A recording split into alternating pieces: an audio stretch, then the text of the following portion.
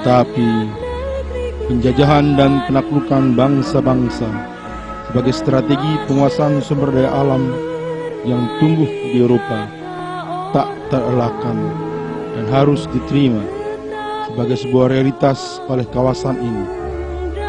Maka penjajahan bangsa-bangsa pun mulai menjadi mimpi buruk bagi bangsa Indonesia.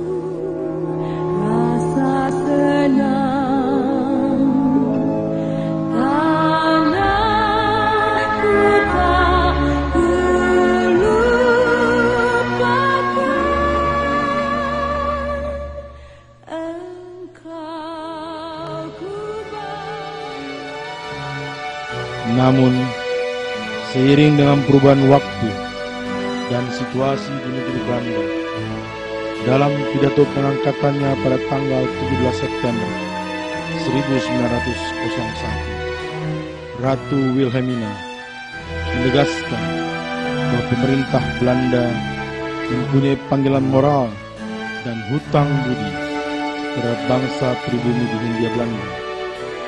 Untuk itu, Ratu Wilhelmina menuangkan panggilan moral tadi ke dalam kebijakan politik etis. Pengaruh politik etis dalam bidang pengajaran dan pendidikan sangat berperan sekali dalam pengembangan dan perluasan dunia pendidikan dan pengajaran di Hindia Belanda. Salah seorang dari kelompok etis yang sangat berjasa dalam bidang ini adalah Mester J.H. Ambendanon yang menjabat sebagai Menteri Kebudayaan, Agama dan Kerajinan selama tahun 1900 sampai 1905. Maka sejak tahun 1900 berdirilah sekolah-sekolah baik untuk kaum priai maupun rakyat biasa yang hampir merata di daerah-daerah. Selain itu, berdiri pula perguruan tinggi di Jakarta, Surabaya, Bandung dan Bogor. Tak dinyana, hal ini menjadi awal bagi tumbuhnya semangat perlawanan terhadap penjajahan Belanda di kalangan pemuda dan mahasiswa sebagai embrio perjuangan menuju Indonesia merdeka. Di negeri Belanda, pada tahun 1908, berdiri Indische Vereniging atau Perhimpunan Hindia, yaitu organisasi pelajar dan mahasiswa Hindia di negeri Belanda. Indische Vereniging berdiri atas prakarsa Sultan Kesayangan Danoto Suroto, yang awalnya hanya mengadakan pesta dansa-dansa dan pidato-pidato. Tetapi sejak Cipto Mangunkusumo dan Ki Hajar Dewantara masuk pada 1913, mereka mulai memikirkan tanah air dan bangsanya. Pada tahun 1922, atas inisiatif Muhammad Hatta, organisasi ini berubah menjadi Indische Vereniging atau Perhimpunan Indonesia. Bersamaan dengan itu, di Indonesia sendiri, pada tanggal 20 Mei 1908, para mahasiswa Stovia memulai pengorganisasian mahasiswa dengan satu cita-cita: Indonesia merdeka. Dari sekian banyak pemuda dan mahasiswa, ada seorang mahasiswa yang cerdas dan nasionalis, yaitu Johannes Lemina. Ia adalah mahasiswa kedokteran dari Stovia. Bersama teman-temannya yang merintis terbentuknya Batavia Christelijke Studenten Vereniging of Java pada tahun 1924. Hal ini dilakukannya sebagai upaya memperkuat perintisan yang telah dimulai oleh Insinyur Z.L. van Doorn sejak pertemuan Johannes Lemina dan van Doorn pada tahun 1923, 2 tahun setelah kedatangan van Doorn tahun 1921. Seorang mahasiswa yang bernama Amir Sarifudin di kemudian hari menjadi menteri dan perdana menteri pada awal berdirinya negara Indonesia.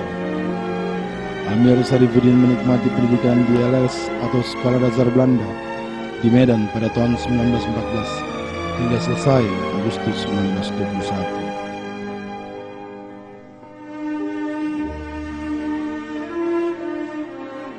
Johannes Lemina bersama Amir Sarifudin, Tine Frans, dan Muhammad Yamin serta sekitar 10 orang lainnya secara berkala bertemu untuk berdiskusi dan berefleksi di bawah terang firman Allah.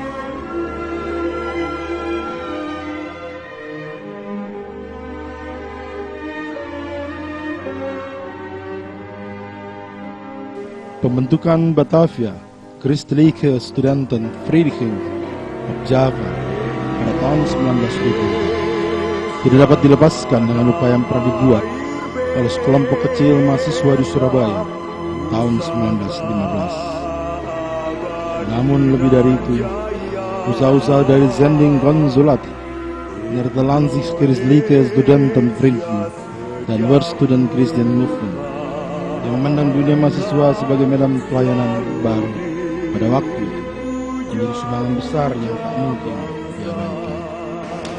It was the first time I came to Indonesia in 1950, and 1950 was the period when the World Student Christian Federation was getting the Asian student movements more involved.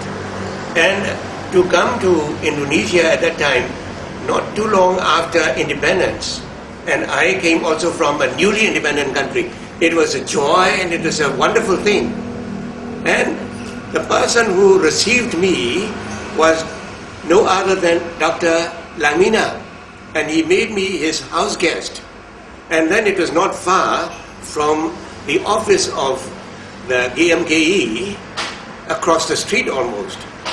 And the person who was receiving me was Tina France, and then Hani Tumalaka.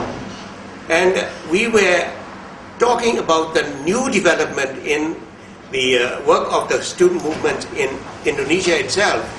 And Dr. Lamina would come back very late from the cabinet meetings, and instead of going to bed, he would sit and tell me about the background of the development of the GMKE.